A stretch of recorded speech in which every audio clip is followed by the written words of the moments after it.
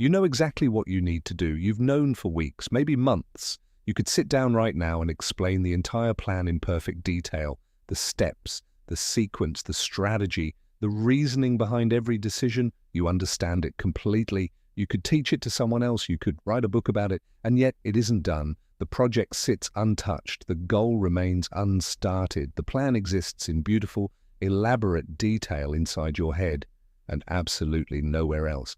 And the most frustrating part, the part that keeps you up at night, is that you can't explain why. You're not lazy. You're not incapable. You're not even unmotivated in the traditional sense. You care deeply about this thing. You think about it constantly. You just can't seem to make yourself actually do it. If this is you, here is something that will either comfort you or disturb you, depending on how you look at it. This is not a you problem. This is a smart brain problem. And the cruel irony is that the smarter you are, the more sophisticated your brain's resistance mechanisms become. Intelligence doesn't just fail to protect you from procrastination and avoidance. In specific, measurable ways, it makes them worse. By the end of this video, you'll understand exactly why that happens. The 5 specific traps that high-intelligence brains fall into that prevent execution. And you'll have the complete execution override for each one. 5 traps, 5 overrides. Let's dismantle them one by one. Why intelligence and execution are completely separate skills. Before we get into the 5 traps, we need to establish something fundamental that most people never consider. Intelligence and execution are not the same skill. They are not even related skills. They are entirely separate cognitive capacities that use different brain systems, develop through different mechanisms, and respond to completely different training methods. Intelligence, the capacity to understand complex information, identify patterns, solve abstract problems, and generate sophisticated ideas, is primarily a function of processing speed, working memory capacity, and the density of neural connections across your prefrontal cortex and associated regions. It is largely, though not entirely, determined by genetics and early developmental experience. Execution, the capacity to initiate action on a known task, sustain effort through discomfort and uncertainty, manage emotional resistance, and complete things despite imperfect conditions, is a function of an entirely different set of systems. The basal ganglia, which manages habit formation and automatic behavior. The anterior cingulate cortex, which manages effort allocation and conflict monitoring. The dopaminergic reward system, which regulates motivation and persistence. These systems develop primarily through behavioral practice and repeated exposure to productive discomfort. Not through thinking, not through understanding, through doing. Here is the critical implication. You can have extraordinary intelligence and completely underdeveloped execution capacity at the same time. These are independent variables. A genius-level intellect provides exactly 0 automatic advantage in execution. In fact, and this is the heart of what this video is about, a highly developed intelligence actively interferes with execution through 5 specific mechanisms. Let's go through each one. The smart brain trap. 5 mechanisms, 5 overrides. Trap 1. Analysis paralysis. The research loop that never ends. Smart brains love information. They are genuinely good at processing it, synthesizing it, and identifying implications that less analytical minds would miss. This is a genuine strength. In planning, problem-solving, and strategic thinking, it is invaluable. But in the context of starting a task, this same strength becomes a trap. Because a smart brain, when faced with uncertainty about the best way to begin, does what it does best. It researches, it gathers more information, it evaluates options, it considers edge cases, it builds more comprehensive frameworks, and it does all of this with genuine intellectual sophistication that feels productive because it is using the same cognitive machinery as actual productive thinking. The result is what psychologists call analysis paralysis, a state in which the accumulation of information and options exceeds the brain's ability to make a confident decision, resulting in a complete stall of forward action. The smarter the brain, the more sophisticated the analysis, and paradoxically, the more comprehensive the paralysis. A less analytical brain might just start. A highly analytical brain finds 17 reasons why the starting approach needs more refinement first. The particularly insidious version of this trap is that it is indistinguishable from genuine preparation from the inside. You feel like you are being responsible, thorough, and intelligent. You are avoiding the discomfort of starting by engaging in intellectually stimulating preparation that feels meaningful. Your brain rewards this behavior with the same mild satisfaction it gives actual progress. But the project doesn't move. The override. Implement the good enough threshold. Before any task session, explicitly define what good enough to start looks like. Not what perfect looks like, not what optimal looks like. What is the minimum viable starting point that allows forward motion to begin? Write it down, then start the moment that threshold is met, regardless of how much additional preparation feels available or desirable. The rule is simple and non-negotiable. Good enough to start means start, no exceptions. Every additional minute of preparation beyond the good enough threshold is borrowed time stolen from execution. Smart brains resist this rule violently at first. Hold the line. Trap 2. Perfectionism paralysis. The standard that makes starting feel pointless. Smart people have high standards. They always have. They were the ones in school who could immediately see the gap between their first draft and the excellent version they knew was possible. They were the ones who found other people's work frustratingly sloppy when it could so obviously be better. They developed, through years of intellectual success, a finely calibrated internal standard of quality. This standard is a gift in revision and refinement. It is the execution killer at the starting line. Here is the psychological mechanism. When your internal quality standard is very high and your current capability, or your current first draft, falls significantly below that standard. As all first drafts and first attempts inevitably do, your brain generates a powerful aversive response to the gap. Starting means producing something that is demonstrably below your own standard. Your brain interprets this as a form of failure, even when it is simply the natural state of any beginning. The aversive response to anticipated failure is processed by the amygdala as a genuine threat signal, and threat signals trigger avoidance. The smarter you are, the more vividly you can picture the excellent version you want to produce, and the more vividly you picture it, the more painfully inadequate the starting version feels by comparison. The gap between your taste and your current output, what filmmaker Ira Glass famously called the taste gap, is wider for smart, creatively ambitious people than for anyone else. And that wider gap produces proportionally stronger avoidance. The override. Separate creation from evaluation at the neurological level by scheduling them at different times. When you sit down to execute, your only job is to generate.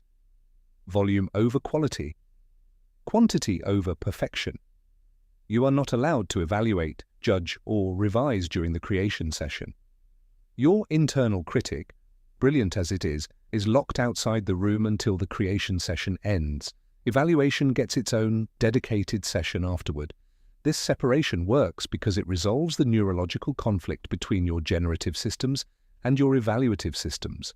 Both can operate at full power, just not simultaneously. Smart brains resist this because evaluation during creation feels efficient. It is not efficient. It is the primary mechanism of perfectionism paralysis. Trap 3.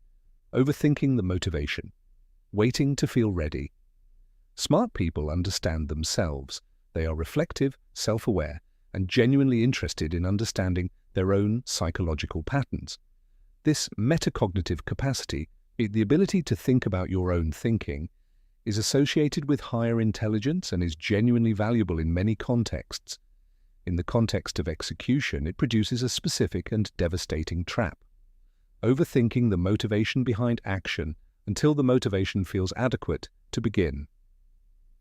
Here is what this looks like in practice. You need to work on the project. You sit down. You notice you don't feel motivated. Your intelligent, reflective mind immediately begins analyzing this. Why don't I feel motivated? Is this the right goal? Am I working on the wrong thing? Maybe I need to reconnect with my deeper why. Maybe I should journal about this. Maybe I need to read more about motivation. to understand what's happening. Maybe today is just not the right day. This entire internal process feels productive. It feels like valuable self-examination, but it is procrastination dressed in the language of self-awareness, and smart brains are extraordinarily good at making procrastination sound sophisticated. The deeper problem is a fundamental misunderstanding of how motivation actually works neurologically. Most people, especially smart, reflective people, operate on what psychologists call the motivation-action model. You wait until you feel motivated and then you act.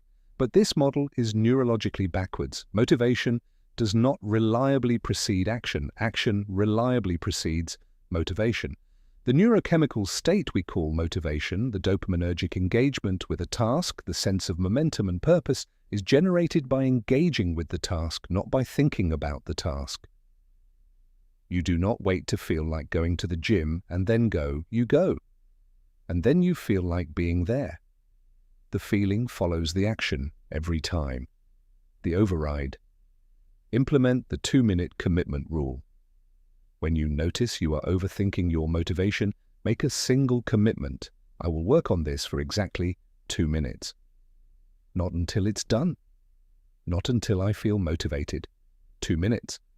This works because 2 minutes is small enough that your amygdala does not register it as a significant threat. The avoidance response does not fully activate. You begin. And once you begin, dopamine release from initial engagement creates the motivational state you were waiting for before starting. The 2-minute commitment is not a trick to make you work longer, though it usually does. It is a neurological on-ramp that bypasses the avoidance response and delivers you to the motivational state that action alone can create. Trap 4. Ego protection. The identity that makes failure too costly. This trap is the most psychologically complex of the 5 and the one smart people are least likely to recognize in themselves, because it requires admitting something that cuts against a core part of their identity. Smart people, particularly those who have been identified as smart from a young age, often develop a core identity built significantly around their intelligence. Being smart is not just something they are. It is who they are. The smart one. The one who gets it quickly. The one others come to for answers. This identity has provided genuine rewards, social status, academic success, professional recognition, for most of their lives, but this identity creates a hidden cost at the execution stage. Because execution involves risk, specifically the risk of trying something and finding out you are not as good at it as your intelligence suggested you would be, the risk of a finished product that reveals the limits of your capability, the risk of visible failure that contradicts the smart identity you and everyone around you has come to rely on. Psychologist Carol Dweck's landmark research on fixed versus growth mindset identified precisely this pattern.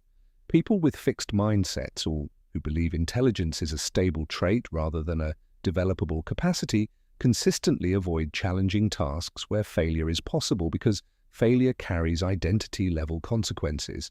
And people who were praised for being smart rather than for working hard are significantly more likely to develop fixed mindsets. The result is that not finishing becomes psychologically safer than finishing and being judged. An unfinished project is potential. A finished project is evidence.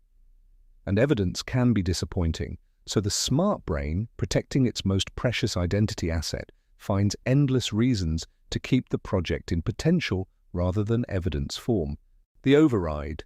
Consciously and deliberately shift your identity anchor from intelligence to execution. Stop defining yourself as smart. Start defining yourself as someone who ships, someone who finishes, someone who executes despite imperfection. This is not a semantic change, it is a neurological one. Your identity functions as a behavioral filter. You act in ways consistent with who you believe you are. Change the identity and the behavior follows. Start telling yourself and others, I'm someone who gets things done, rather than I'm good at thinking about things. The first identity makes execution feel like self-expression. The second makes it feel optional. Trap 5. Decision fatigue accumulation. The hidden energy drain.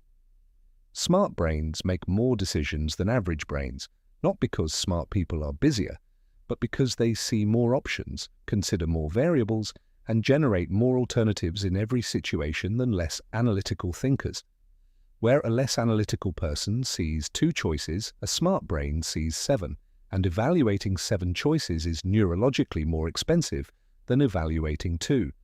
This matters for execution because decision-making draws on a shared cognitive resource pool with willpower and self-regulation.